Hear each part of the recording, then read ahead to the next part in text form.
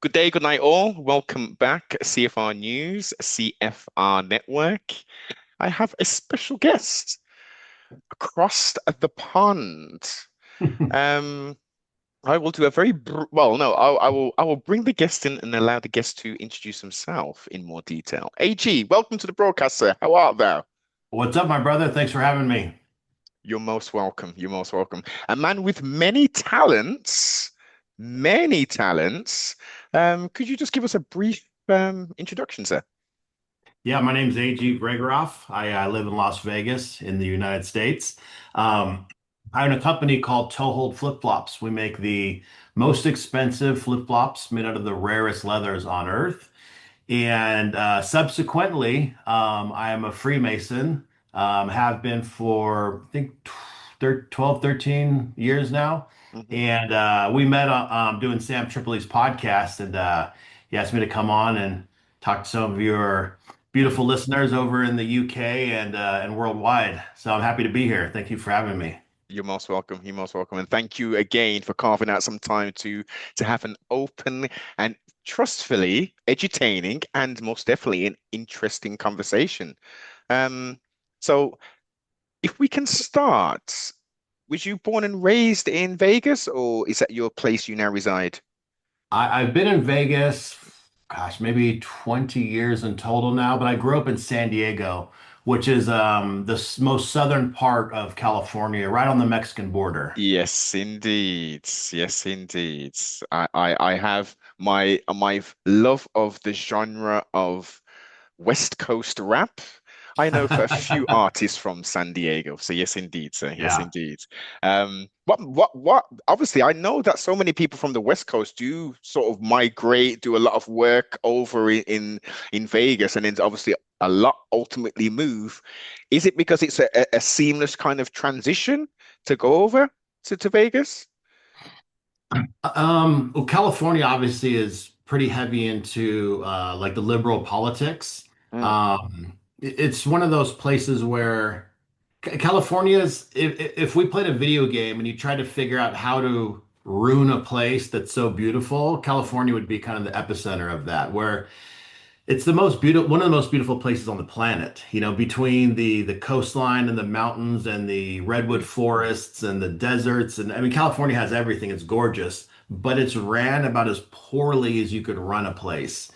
And because of that reason, a lot of people leave California. Like, for example, when I was a kid and I grew up there, you can take your truck onto the beach. You could have a bonfire. You could have some cocktails. You could go spear fishing, catch lobster, catch fish, stay the night, have fun, whatever you wanted to do. Nowadays, there's curfews. You can't have fires. You can't wow. be on the beach past 10 p.m. and no camping, no alcohol, no cooking. It's rule after rule after rule after rule, which really kills it. It kills the fun Mm, of being in a place like that. totally. Are we talking about 70s or 80s, your childhood? I was born in the late 70s, so it would have been the early to mid 80s growing up there. The fun times. So you're a Gen Hmm. Xer then. You're the last of the dying breed like myself. Yeah. Yeah, but I was raised by my grandparents and I mean my dad was around, but he was a truck driver, so he was gone a lot, but my grandpa was born in the early 1900s and my great grandma was born in the late 1800s. So I grew up with people that were, from almost 100 years prior. So I have a very kind of old school, mentality or way of doing things. Yes. Even though at the same time I'm super, tech Yeah. savvy and like I love technology. I love new stuff. I'm not into classic cars. I'm into new cars, new technology, new. Yes. I love the cutting edge stuff, And one day, when I'm on my deathbed, there's going to be an invention that comes out where I'm going to be like, oh man, they just created that right now and I'm going to miss it. What a bummer. So you've truly embraced the technological Oh yeah. yes. Yeah, I feel like Yes. you die as a person if you don't evolve. And if you talk to most people, there's a time in their life where they learn things Hmm. and then they kind of just lock out as to whatever they know, and they refuse to learn more. Yes. Um, for me, I just want to be, I've been a lifelong martial artist in Brazilian Jiu-Jitsu. So being that student is I'm just a student in life. I'm always trying to learn new things. I'm always Yeah. trying to discover new things, look at Mhm. new outlooks, new opinions, you know. I don't try to get too stagnant on any one thing. And I try not to be too married to an idea. If there's a better way or a better philosophy or a better outlook, I'm open to changing my mind. I like it. I like it. That, as you say, growth and development. That is how growth and development takes place when you can observe, when you can interact, when you can gain the experience, the wisdom, the knowledge, and understanding, and most importantly, apply the knowledge practically.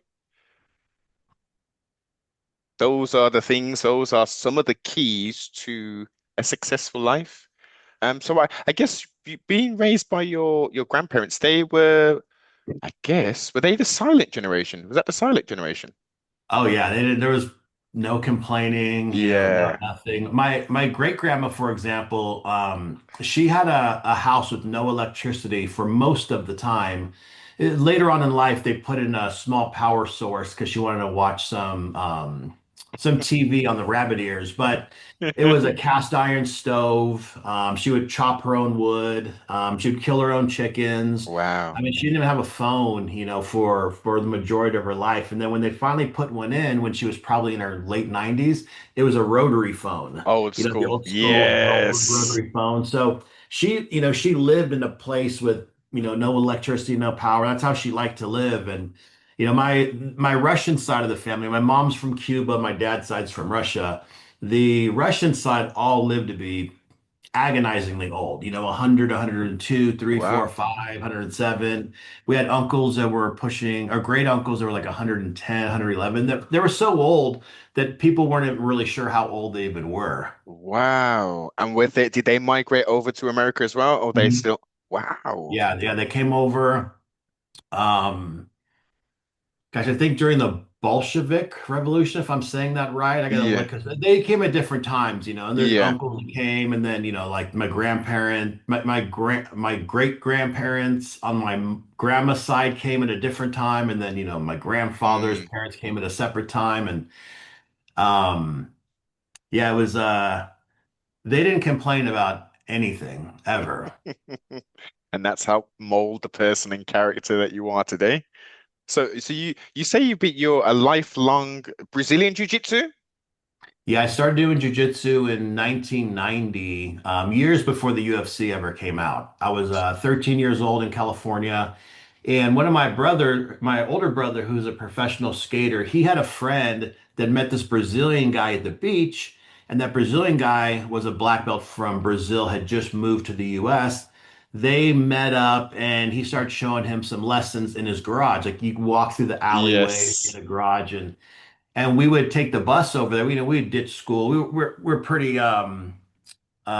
bad kids growing up. You know, I mean, we listened to a lot of oi music and like the Business, Talk Yes. Bar. I don't know if you guys are familiar. I mean, Uh, you guys over in the UK will be familiar with some of that stuff, but yes. a lot of like punk, oi Mm. music, and we'd take the bus down there and we would just, you know, pay him $5, $10, you know, whatever money we could scrounge together. And he would show us a couple moves. Then Yeah. we'd go like find some kids in the neighborhood to use them on. And it wasn't even an organized class. None of that stuff even existed then. It was just kind of one-on-one, three-on-one, Yeah. two-on-one. You get a private lesson and just subsequently been doing it on and off for, I think somebody said 35 or 36 years or something like that. That is tremendous that you got it pre the quote unquote golden era of the Gracies. You Yeah, got he was one of the original guys from Gracie Barra, and it was in his garage. So, you know, the original Gracie garage. And then there was him, and then there was a couple guys in LA, and that was virtually the only Gracies or the only jujitsu people I think in the US at that time. very niche, very niche. There, a huge change in the game, and look what it has birthed, and Yeah. and the people who carry. I mean, the name Gracie used to. I mean, you can maybe able to correct me if I'm wrong, but it's become quite diluted now with lots of people claiming the name Gracie and opening. There Yeah, well, one is they have a huge affiliate network. So, like Gracie Hamida, Gracie Barra, they have hundreds and hundreds of gyms that are affiliates Yes. across the world. Hmm. Um, But the original family members, I mean, within the community, they're royalty. Yeah, 100%, 100%. Um, and did you actually compete? Have you competed, or is this all just training? Yeah, yeah, I competed. The competition side wasn't my thing because when we started jujitsu in those days, there was punching and kicking and Yeah, slaps. like Yeah, gouging eyes, and it was really a self-defense. indeed, And then it's kind of evolved to what it is nowadays, where a guy passes another guy's legs and he indeed. gets points and he wins and he's a champion. You're like, Yeah, they've fucked up the sport so much as far as making it cool.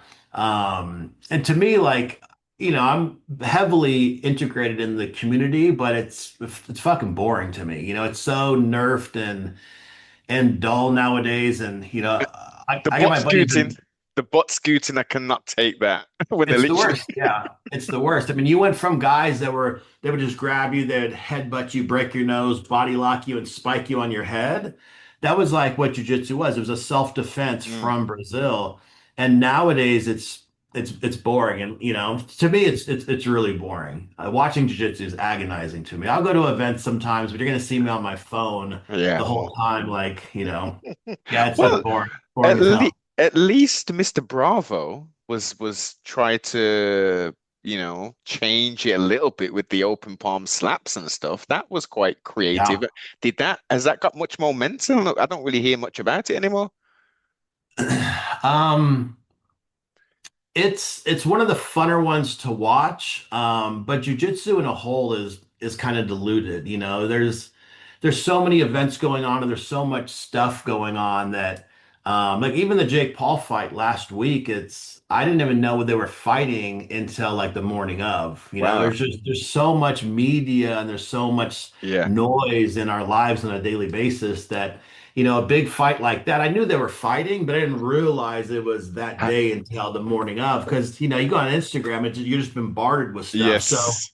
Eddie Bravo's event as well. It's hosted on the UFC Fight Pass, Fight pass, that's um, it. Hmm. but it's in the mix. You get online, you try to find something about it. You're being bombarded with a million other Indeed. ads and AI and algorithm nonsense. So yeah, it's hard to really.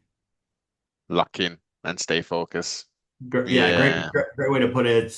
There's big events that you won't even hear of just because of the congestion nowadays online. Yeah, there's a lot of noise outside of just combat sports. There's so many different promotions, so many people vying for your attention, and they're happy to spend millions, if not billions, on marketing to make sure those algorithms pop those events up in your feed. So you get lost, as you say. Sometimes I'm like, oh, that event happens. Flipping out, where was the promotion for it? I didn't see a bloody thing.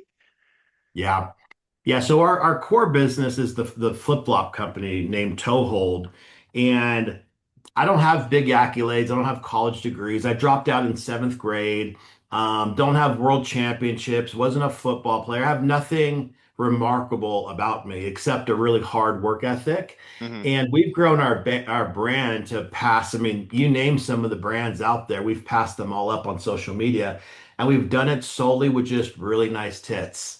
You know? I've noticed. I was going to ask you about that, sir. The marketing again. It comes down to marketing because I looked at the.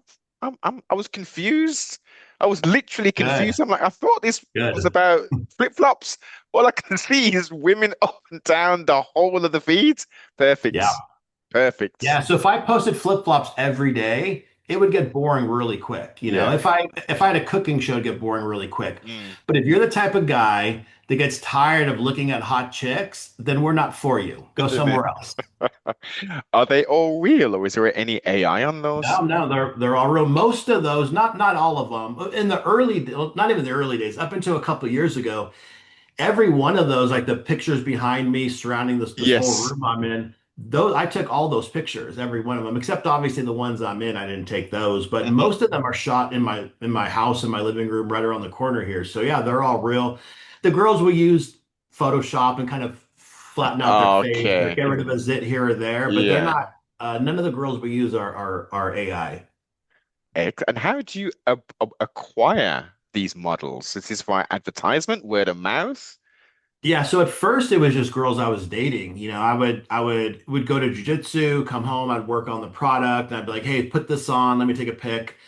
Then it was girls that wanted to grow their social media. So up until the time we got really big, it was just a core group of friends. Yeah. Then it was girls that are like, "Hey, I'd like to do a collab with you."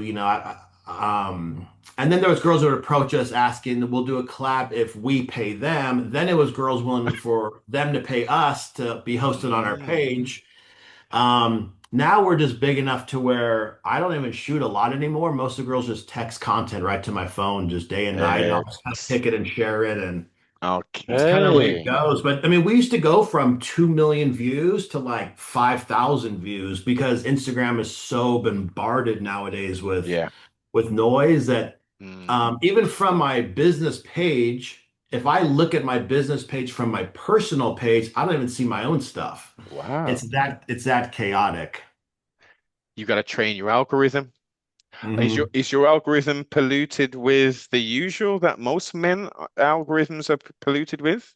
Yeah, so I have 5 accounts. And each one's a little different. Like one of them I Yeah. got, all hot chicks. Another one is like snakes and reptiles. Another one's people being ripped apart by crocodiles. Um, That's yeah, quite it's all over the place. And then like one's all pressure washing and like people mowing their lawns. Mhm. Ah, the utilitarian videos. Yes, I love. But I tend to tap into more of the lawn mowing ones, as you say, for sheerly to grow my knowledge base in regards to how do I get that lush green garden, so all of the neighbors cover look at Noble's front and back lawn. It looks like I actually had someone say to me, multiple people actually, AG. They came out to back garden, and we were sitting down, and they said, "How much was it for your fake grass?" And I burst out laughing. I said, "That is real grass. That is real grass. Tender loving care, lots of money spent on the products that maintain it, but this is the wonders of the internet and embracing technology, right?" That's it. Yeah, the you can learn a lot from the internet. My favorite thing now is ChatGPT. Anything I need to know, it's right to ChatGPT for coding our website or anything from like how should we, write I'll put all the bulletin points and how should I Yes. kind of word this, this new product we're going to drop or Hmm. if I'm messaging somebody and I just can't articulate it right, I'll have ChatGPT clean it up for me. It is a wonderful tool. I call it demon technology, personally. But I utilize it. I utilize the tool just like the knife and fork that we utilize to eat food with. If someone broke and entered my home, I could use said knife and fork to defend oneself. So I will utilize the AI, ChatGPT most definitely, drafting emails, harsh responses or trying to tone something down, descriptions. I'll maybe utilize some of the tech GPT just to tidy little bit things up. So it's wonderful. And I'm only using the free version. I've got friends who are on the paid version and they say Yeah. it's miles difference. Miles difference. Absolutely. Yeah. I'm excited to see where it goes.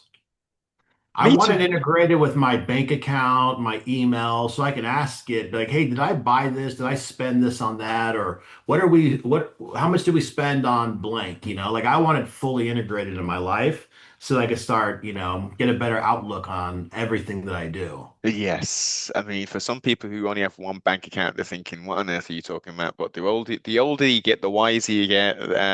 If you're self-made, an entrepreneur, then you may have multiple checking accounts in your case, or bank accounts, and all those different things, credit cards, leveraging other people's monies rather than your own. Some another key to help you on the way.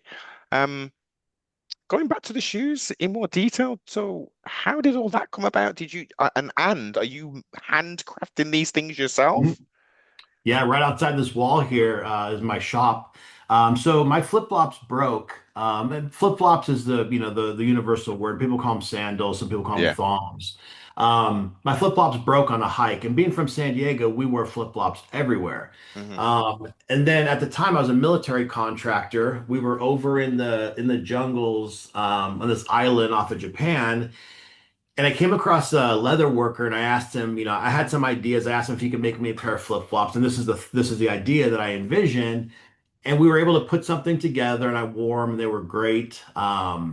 Years later, they wore out and I wanted to go and figure out how to do it myself. So Mhm. I kind of took my original design, expanded on it, and I had zero leather experience, none whatsoever. So I just had to teach myself. Yeah. And it wasn't like, hey, bro, I got this business idea. It was never a business idea. It was just my own thing that I wanted to do. And people would ask me for them, and I just tell them, nah, these aren't for sale. These aren't for you.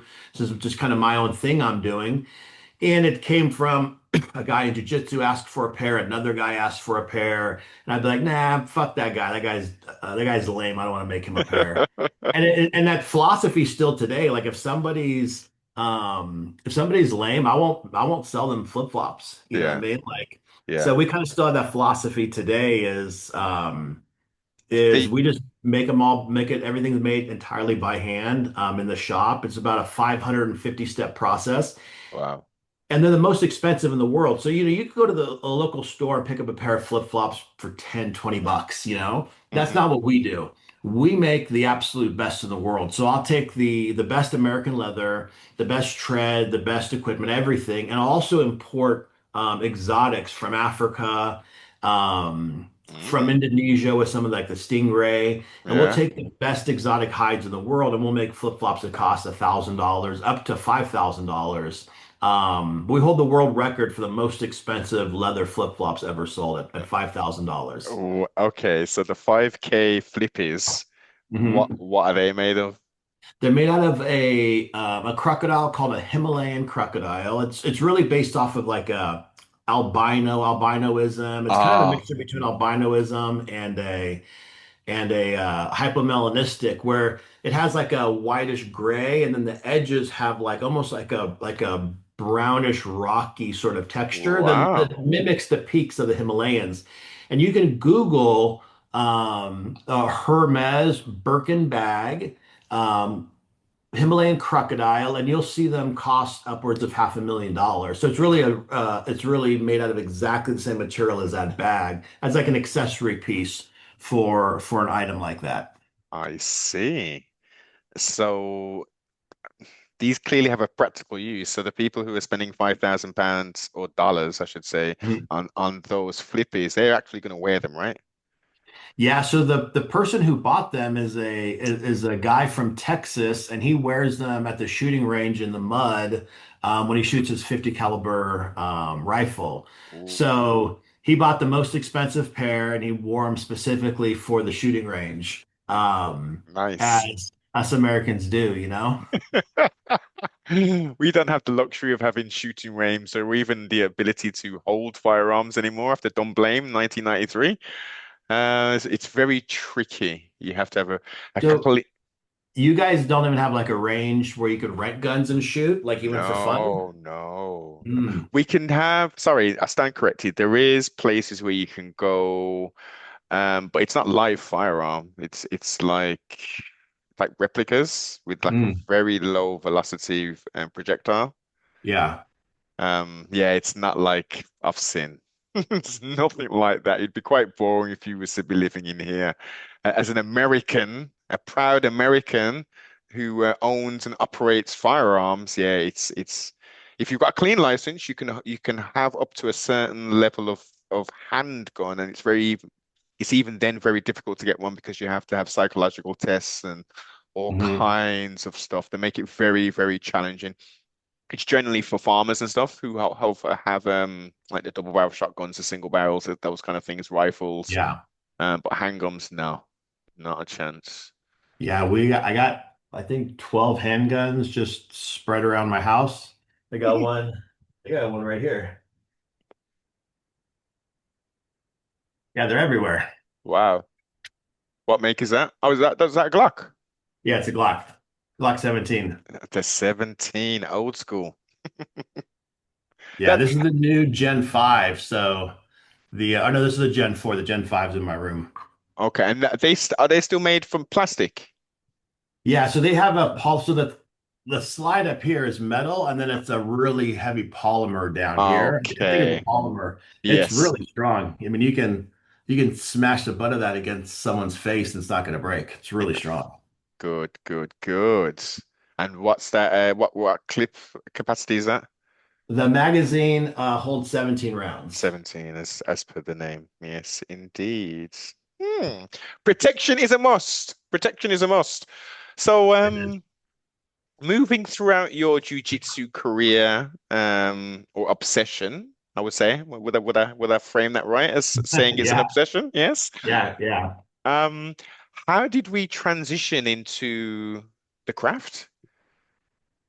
So I did what I think a lot of other people did is I seen a show on TV, the History Channel here in the States.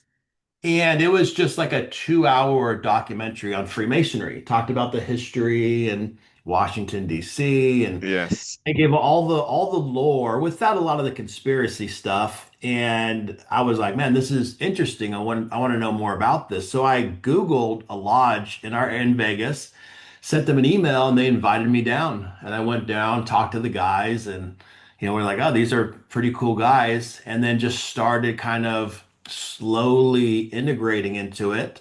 The tricky thing with Freemasonry is there's actual Freemasonry, and then there's the gigantic lore around Oh, Freemasonry. indeed. And the lore, obviously, I'm a normal person. I'm pretty connected on the internet as far as like I hear all the things. I got I'm friends with Eddie Bravo, Sam Tripoli. I hear all the crazy conspiracy stuff, and I get asked a lot of those questions. Um, and it's tough because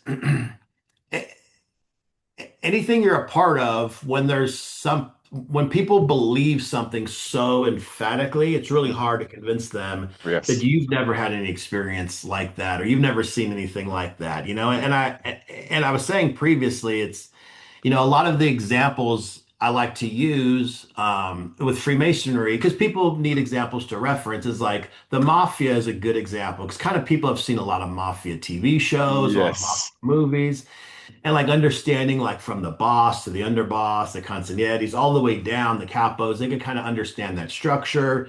They can understand that you're part of this family and somebody else who's also a made man is part of that family. And Yes. there's people from New York, there's people from Chicago, there's people from Kansas City, there's people from Italy. Hmm. So that's really a good reference to use. And I use martial arts a lot too. And the tough thing with Freemasonry, it's kind of like if you remember back in the old days before the UFC, like people used to think like Bruce. I mean, Bruce Lee can kick and punch and stuff like that, Yeah. but people thought like these magic punches and the touch of death and the Oh, dragon punch yes. and all that type of stuff Yeah. was like a real thing. We Hmm. didn't know better because there wasn't really the UFC to kind of disseminate what's real and what's not. Agreed. So we're in that early phase right now where people think, as a Freemason, all this really secret stuff is going on. And there's not a lot of secrets, if you will, in Freemasonry. The biggest secret is how we greet each other.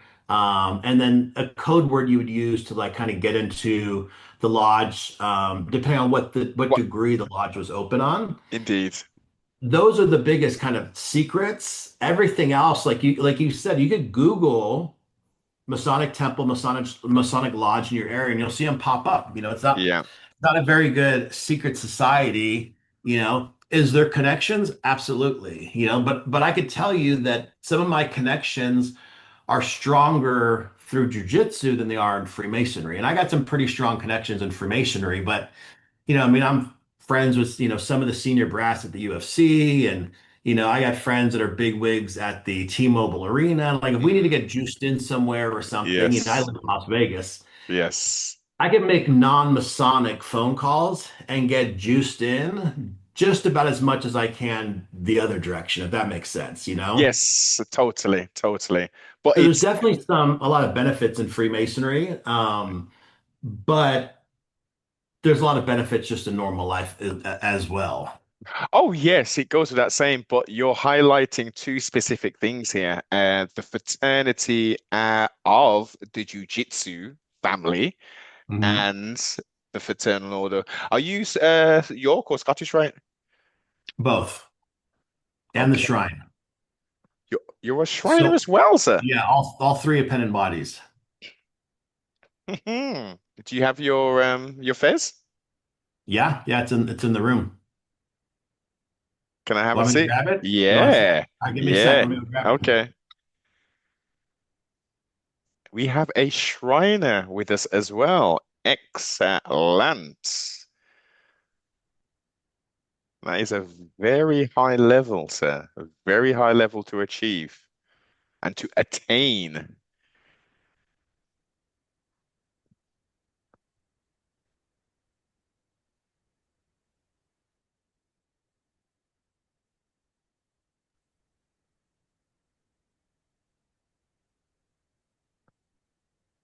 Alrighty.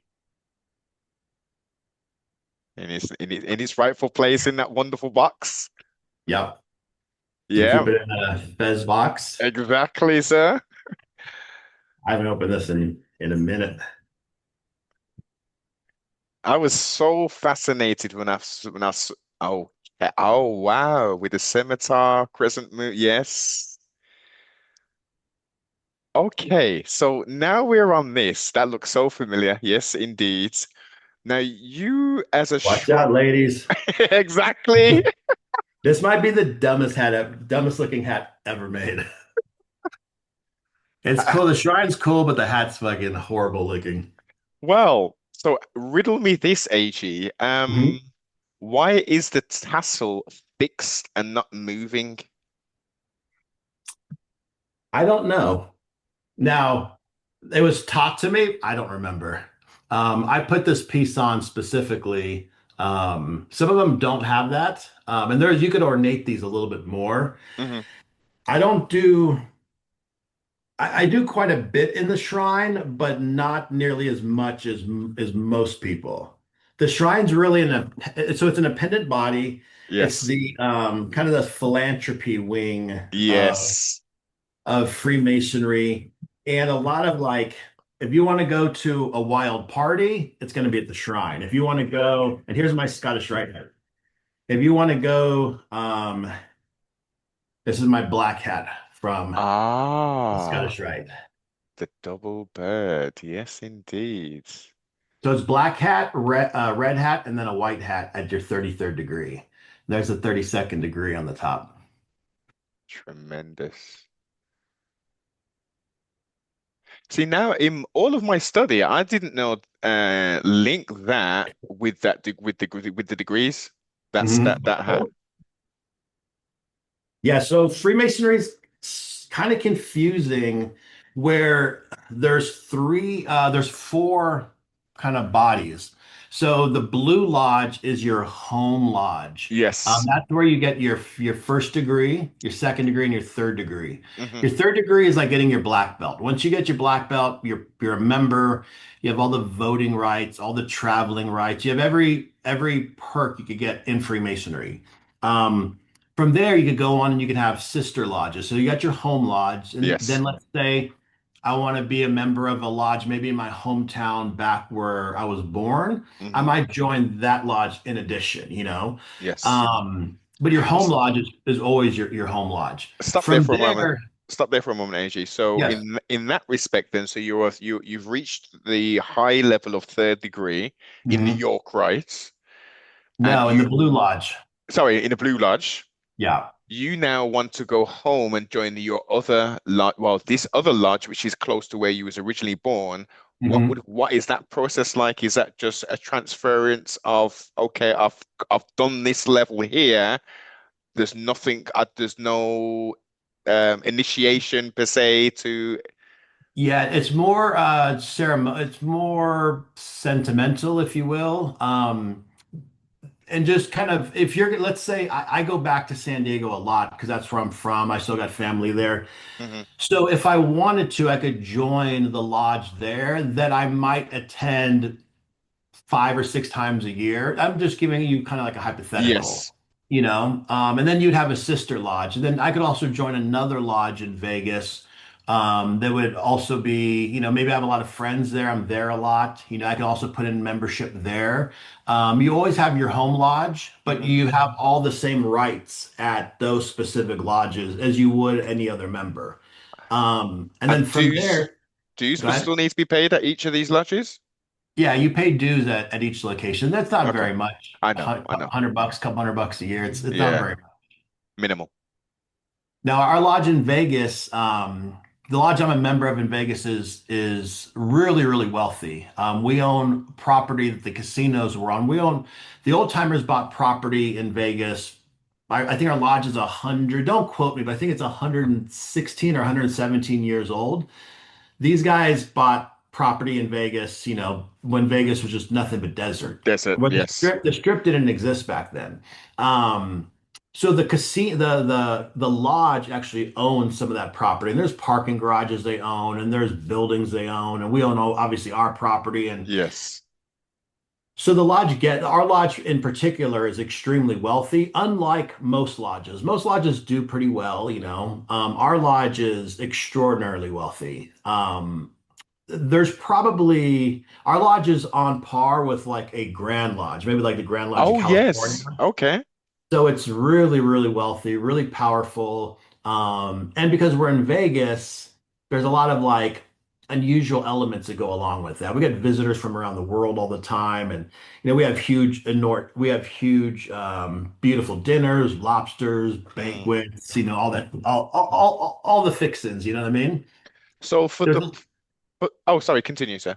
there's a lot of with that money and with that sort of exposure our lodge has. There's a lot of infighting, internal power struggles, a lot of politicking, a lot of positioning because you ultimately want you and your guys in control of the lodge Yeah. because then you determine how that money's spent Mm. and where it's going to go and Hmm. who's going to get a check and who's not going to get a check. So we have a very unusual lodge I'm a part of that's not like, other lodges. And when we did Sam's podcast, I talked about that a little bit.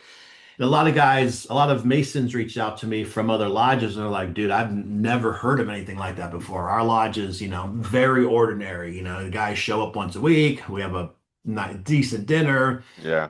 we hold lodge, we all, have a good time and we leave. There's none of like the crazy politics or wars, if you will, like we have.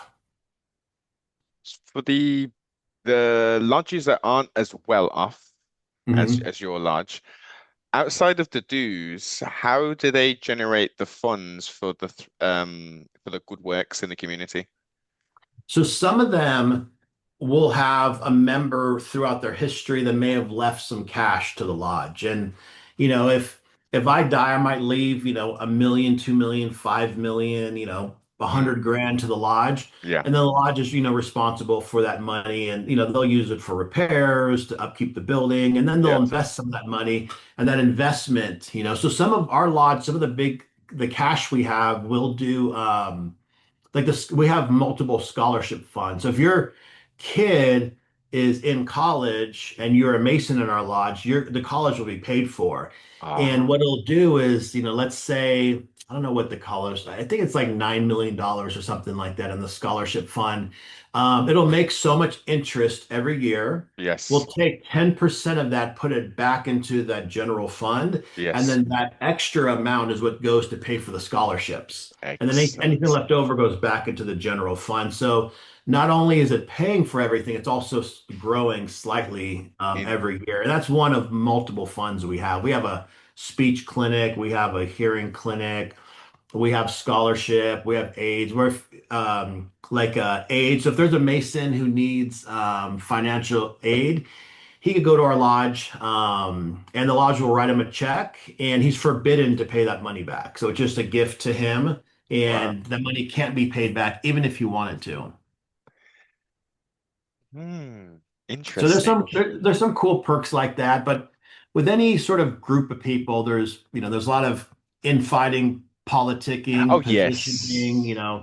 Yes, things it's like that. So with a lot of the stuff we hear about Freemasons, the stuff that's happening is within, Freemasonry. Like I've said before, is with the mafia, a lot of like the killing is amongst each other. They're not going out and killing random people. A lot of the fighting is amongst the mafia for control and power. And that's my experience and what happens a lot with Freemasonry is a lot of it's the internal fighting and power struggles, Masonic assassinations, if you call it, where you'll take somebody who's really powerful. Um, and you'll basically assassinate their ability to be a Mason anymore and just turn them back into a normal person. And, with the mafia, if you kill somebody, the FBI is going to get involved. You're going to wind up in prison. Hmm. But you could do exactly the same thing, not break the law, and make somebody virtually, powerless. And a lot of that happens, in our government. A lot of that trickles. A lot of the things that happen in society as a whole all trickle out from Freemasonry simply because Freemasonry has been the backbone of modern societies, for a long, long, long time, even ancient society. So, like in the US, like the way our court system is set up, Oh yeah. it's based off real similar to Freemasonry. Our political system, there's religions like the Mormon religion was completely founded off of Freemasonry. Well, wasn't So he a Mason himself? He was a yeah, he was a um, Mason that got kicked out, and then he yes. went and took some of the things we do and started his own religion. So I could go up to somebody who's like an elder in the Mormon church and like all of their like secrets and stuff. We know a lot of them because Yeah. of the same shit we fucking do. It's all Yes. copied. So those guys are forbidden to be Masons from their church because they would immediately get exposed Exactly. to, oh, Yeah. wait a minute.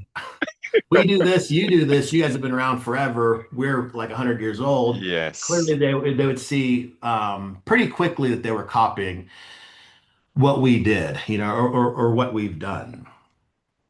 It's interesting that is because it goes more than it's not just the Mormons who have roots, their leadership have roots within Freemasons. Doesn't the Jehovah Witnesses and what's the other one? I don't know. So I grew up in a Jehovah's Witness family. Hmm.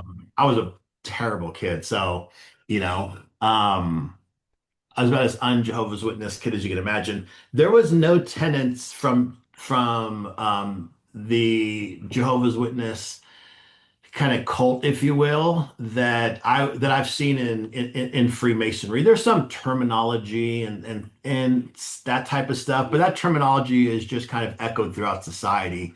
Things like getting blackballed, 86, giving somebody the third degree. I mean, there's Okay. getting hoodwinked. There's like a million different Yes. terms that So are just kind of terms in society that all stem from Freemasonry. so AG, the black balls phrase that is Mhm. used everywhere.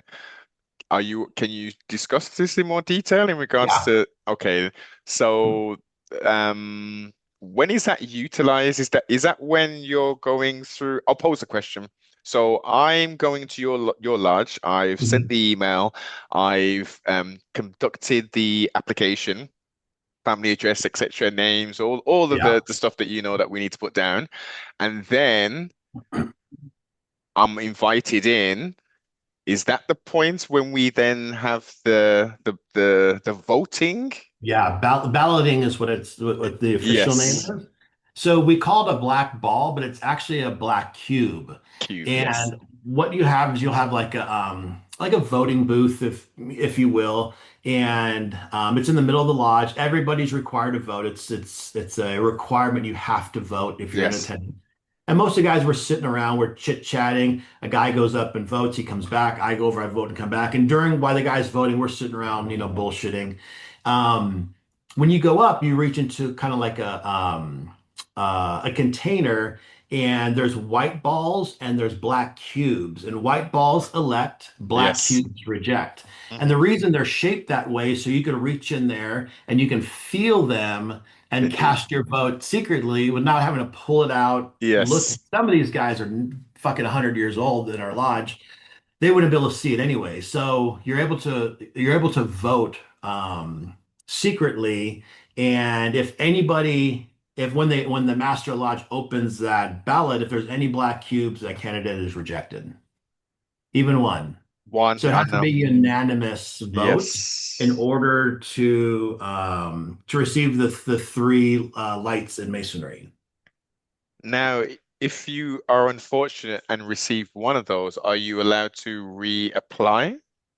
So by rule, you're not, but there's been situations where we've let people reapply in the past, but by rule, you're technically not allowed to revote. Now, because our lodge is really political, so for example, there's guys I know that have been Masons, for 50 years, and in their lodge, they've never had a black cube cast.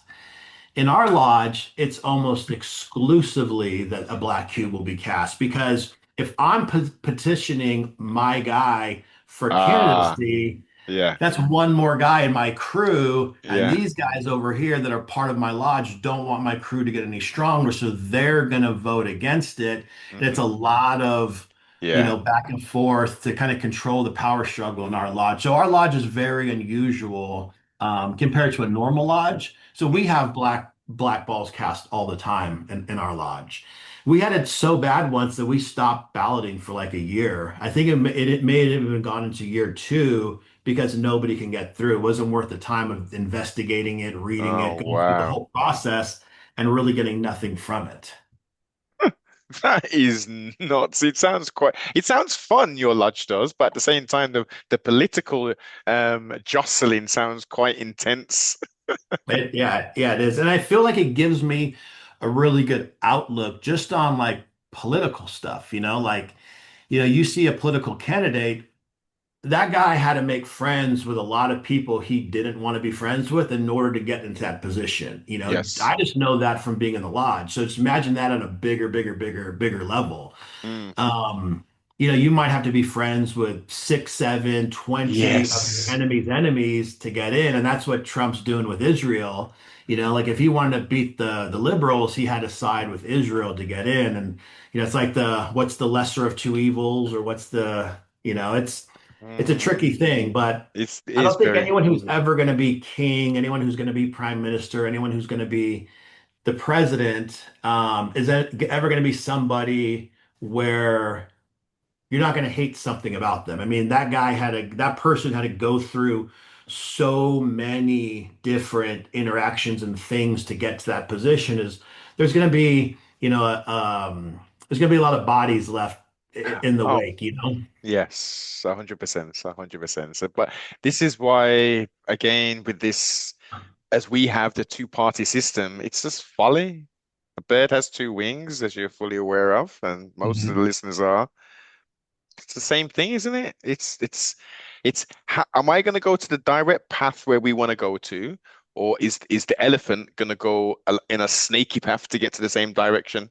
And every year, well, actually, no, it's different now because what Trumpavelli, as I dub him, what he's done is he's kind of made it like the 1990s, early 90s wrestling kind of show kind of thing. It's all a show.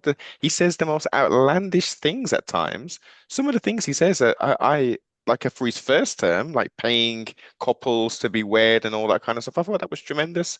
He's said and done some good things, but he's said some real crazy things, especially as a president.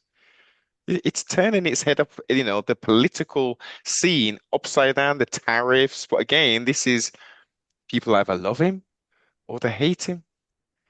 It's a political game, and it's a game for our attention at the moment. And as he stated, AG, I will be the last president. Let's see if that comes to fruition. You're talking about Trump, right? Yes, indeed. Yeah. So it's tricky with Trump because before anybody had an opinion on Trump, I have a really good friend that worked for him for, I think it's maybe 22 years now. And if you follow our Instagram, I was just at his hotel the other day. I had lunch with her. And she's been telling me this for 20 years before he was even on The Apprentice, or maybe even right before he was on that show, The Apprentice. What a good family they are. They're in the hotel business. Like the kids, obviously who are adults, they come in. If they see trash on the ground, they'll pick it up. They know the valet. They know, the Mexican, janitor, they Mm. know the dishwasher in the back. Like they're in the hospitality business. They're really, really nice, good people. Once you get into politics, that changes. Yes. And if someone's smart enough to remember when Trump was on TV for 15 seasons, he was on the most liberal network ever. I think NBC it was. Nobody said he was racist. Nobody had anything bad to say about him. He was America's sweetheart. Mm. But as soon as you get into politics, Yeah.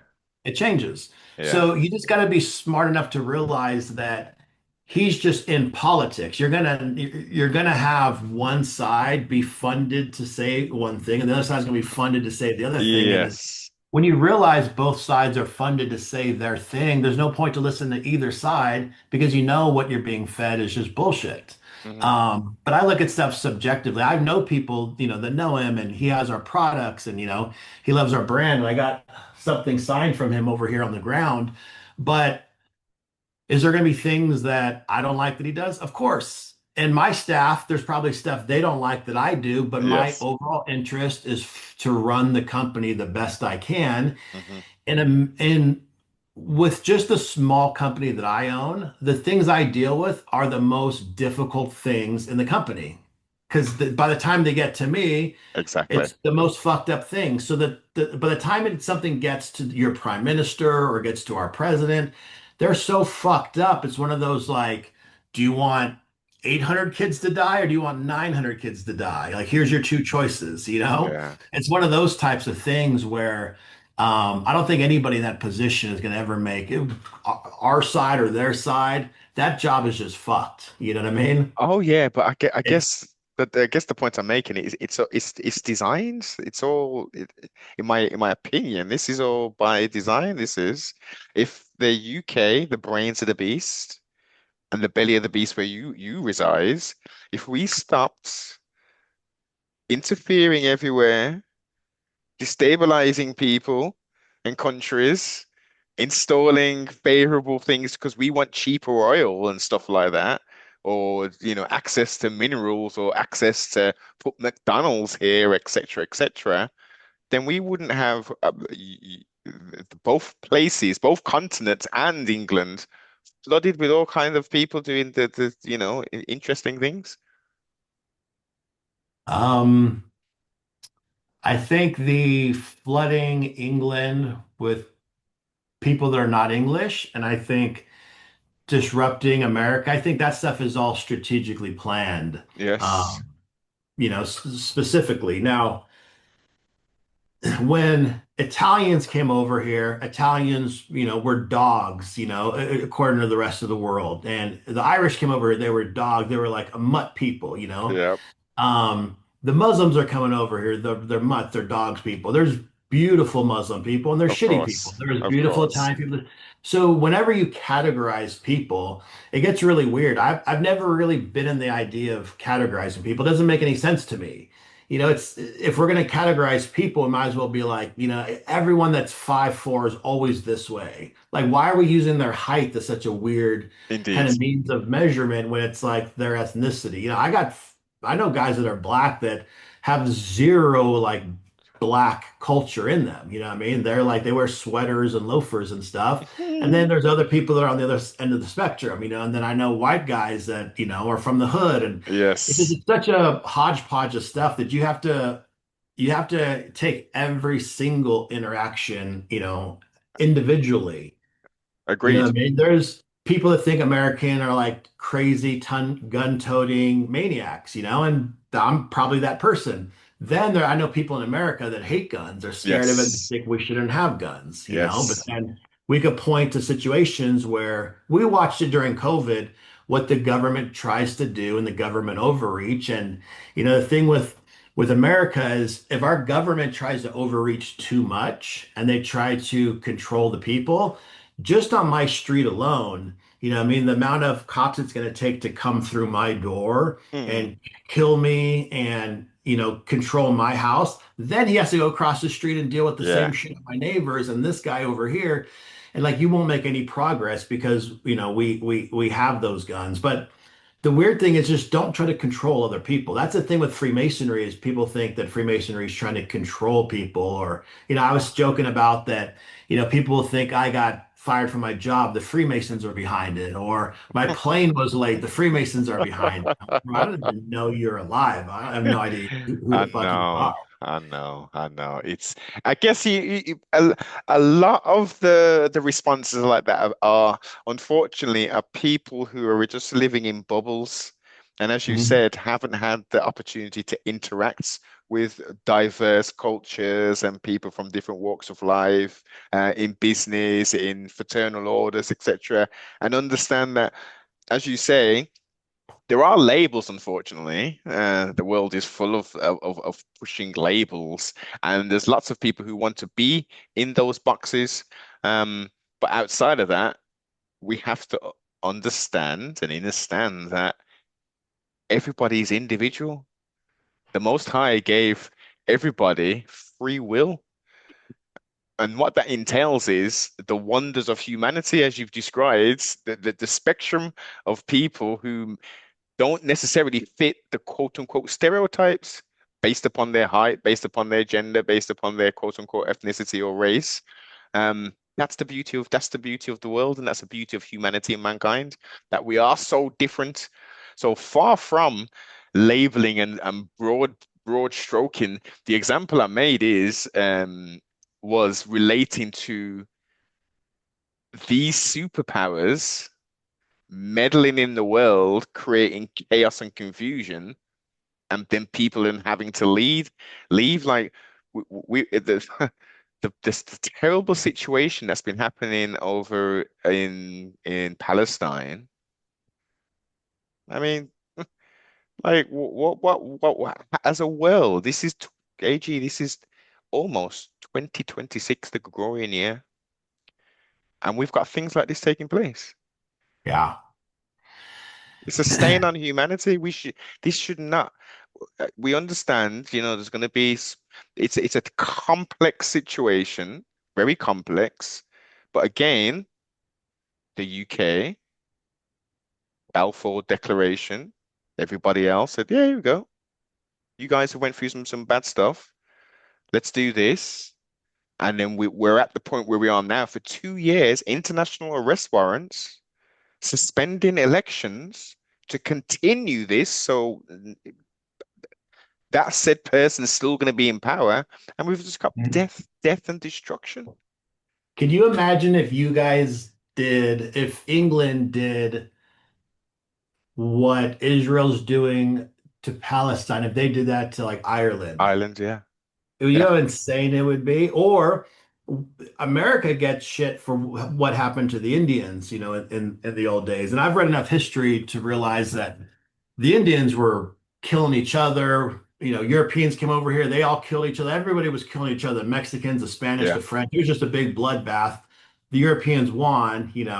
Um, but just that stuff that happened 150, 200 years ago, like we Hmm. got a black eye, that same shit is happening right now, Yes, over there. And, if you remember World War II, after World exactly. War II, whose country was that? That was Palestine. Yeah, And then, you brought in a neighbor, and then that neighbor decides to take over the whole yes, area. So, yes, um, when it all comes down to everything, I think people realize who keeps fucking everything up. You know what I mean? yeah.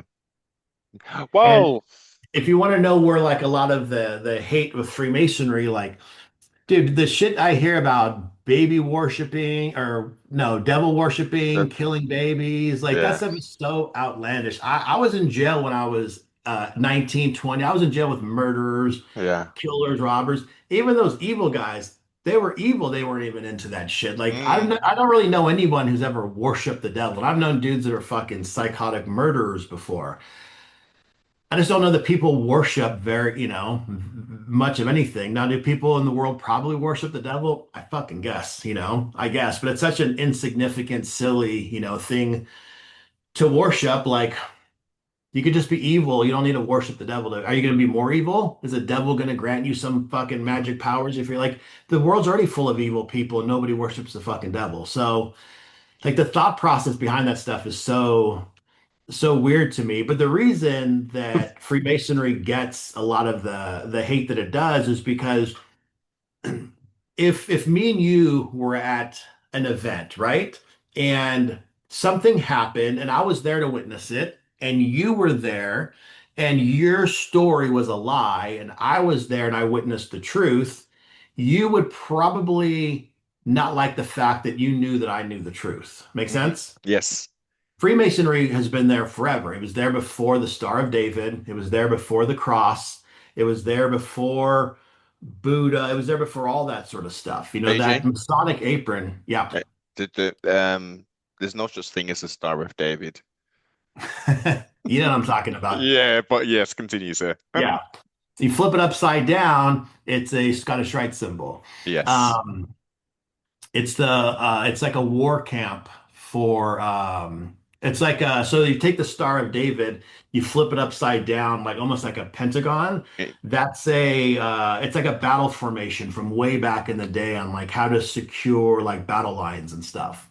But anyways, so Freemasonry was there during all that time, and we have a philosophy called mouth to ear, where we don't write things down. Mm-hmm. We memorize it, and then we pass it from my mouth to your ear. You know, whisper it in Yes. your ear. Yes. And the reason we do that is because nothing can be manipulated.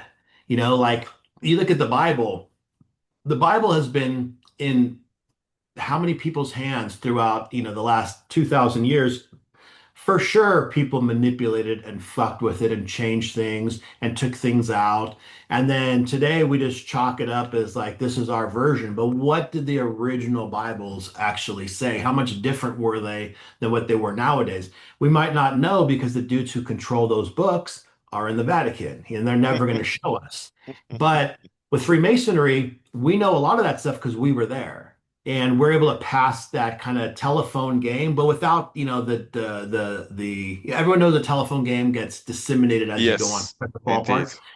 We memorize it carefully, you're tested, and then you're passed on to the next person. So when a conspiracy comes out, a lot of times it was Freemasonry that exposed that conspiracy. So you got these conspiracy theorists, and then they look at Freemasonry as the people manipulating things. It's the opposite. The Freemasons are the ones that are the real conspiracy masters. It's like, hey, this isn't true. This isn't true. Check this out. We've exposed like the Vatican sex crime stuff, stuff with Israel, the Vatican Church. I mean, there's been countless things throughout time that Freemasons have exposed. Because of that, guess how many enemies we've made over, hundreds of years? A lot. A lot of people have hated us because of that. America was founded off Freemasonry. Oh, The, yes. the original people coming over here were all Yes. Freemasons. So Hmm. what's that modern, European at the time who are the kings of the world? What were they going to write about Freemasonry when we reshifted the whole power? Like you're not going to get good stories written about you. You know what I mean? Hmm. So what me and Eddie Bravo will talk about, and what me and Sam will talk about is when you hear a big conspiracy get dropped, a lot of times it was Freemasonry that dropped it. And what do we try to do as society? We try to fragment things. The Yeah. Freemasons are bad. The Illuminati's doing this. The fucking Illuminati hasn't been around since like the 1700s. It has never had really any power, but the term gets, rebirth nowadays. And then there could be a brand new group that starts up that calls themselves the Illuminati, but they don't have the heritage, if you will, that the original group does. And there's groups that call themselves Freemasons, but they don't have any heritage. Just like me and you can start the Las Vegas Mafia, but we're not really tied to the mafia in any way, nor do we have any power or any influence. We just took a name and there's really nothing behind it. So Yes. there's always that component that exists with things, So but are you, go ahead. pardon self, are you implying that there are indeed Freemasons that are not actual Freemasons but are Yeah. posing as Yeah, such? I've seen like a video on like a handful of girls and guys that started a lodge and have their own sort of thing, just like religion. Like, you Ah. can start your own cult, Hmm. but you're not really a religion, you're just a cult. You're not really tied to anything. And really, what might make a religion is the long historical, Yes. events that take place. But there's a little bit of that with Freemasonry, but those people are so weak and insignificant that they're not in a position to give Freemasonry a bad name. Okay. But they just start like a little tiny group that nobody ever hears about. Indeed. Well, what's your thoughts on Prince Hall Masonry? So Prince Hall was formulated after the Civil War, Yes. and it was for blacks that wanted to be Masons, but even Yes. though the blacks were freed and there wasn't an integration within society, they were still separated, but Indeed. you were still able to be a free person. Hmm. So Prince Hall was formulated for those brothers to start their own chapter Yes. and still have all the tenets of Freemasonry, but do it segregated, if you will, because that was the theme of the time. Prince Hall is fully recognized, fully integrated with free and accepted masonry. Um, and I always say it's kind of like going to a black church. There's a lot like it's more fun, there's more music, there's more regalia. Yes. But it's virtually exactly the same as traditional Freemasonry. It's just a little bit more excitement, if you will. And Those guys know how to party. where do they lean towards? Is it the Scottish or the York? No, there's still a Blue Lodge. So remember, the Blue Lodge is your home lodge, and Yeah. then members of that Blue Lodge on their own could decide to join an independent body. It's kind Okay. of like you could do jujitsu, Yeah. but you don't go to kickboxing, or you I. go to jujitsu, but you go to kickboxing, you go to wrestling, and you Yeah. go to MMA. Hmm. Not everybody in that home lodge is going to do those other things, but everybody in those other things is definitely part of that home lodge. So the York Rite is probably the least popular. It's Yeah. more of the Christian wing, I was gonna and say. that's really the dissemination of the history of the Knights Templar and a lot of the cultural stuff that go along with that. Then the Shrine is the kind of philanthropy group, and the Shrine's probably the most public. We have Shriner hospitals, we have Shriner PGA tours. Hmm. There's all kinds of Shriner sponsored events, tennis matches, and stuff like that. A lot of it's fundraising, and a lot of guys in Freemasonry will become Freemasons, and they really only exist in the shrine Shrine portion. upon. They're not part of they don't really participate in the Blue Lodge, even though they're full members. Yeah. They're only participating in the shrine. And then a lot of the groups where like the best parties and the most, ridiculous stuff happens within the shrine. The gestures and the Q and like those types of S- organizations, those So all are the Order of Royal Jesters, are they in regards to status, where do they sit in regards to the shrine? it's just a group within the shrine. So you have to be a Shriner. Oh. It's a group within the shrine. It's kind of like let me try to use an analogy. So imagine we did jujitsu and we were black belts, Yeah. and we would go to MMA practice. So we would join the MMA practice. But then within that MMA practice, there was a pro practice for just the highest level professionals. That would be a group within a group. That's what the Royal Order of the Jesters are. And it's a very expensive group to join. So it's only going to be the wealthiest members. And the time to petition is lengthy. It's like a year-long petition. Wow. So you have to be able to get away for that year, every week and every other weekend for a Yeah. long time. The dollar amount's pretty high. It's affordable. Like, I've been invited to do it. I almost did it 2 years ago, but we were just too busy with work. Mm. And you pay for a lot of the events yourself, and there's a lot of hazing that goes on with that. But then the craziest parties all take place within the Royal Order of the Jesters. So it's from what I've understand, it's more of a club versus Yeah, yeah, it's a club yeah. within Freemasonry, and um Picture like a bunch of mobsters going out on a Friday night, leaving the wives at home and going out with the girlfriends, you know? Yes. That's more of what it's like, you know, and you're kind of forbidden in the gestures to wear anything like gesture related when you're at one of those events. You can't use they used to wear the pins and like they wear Indeed. hats and stuff. Yes. Can't.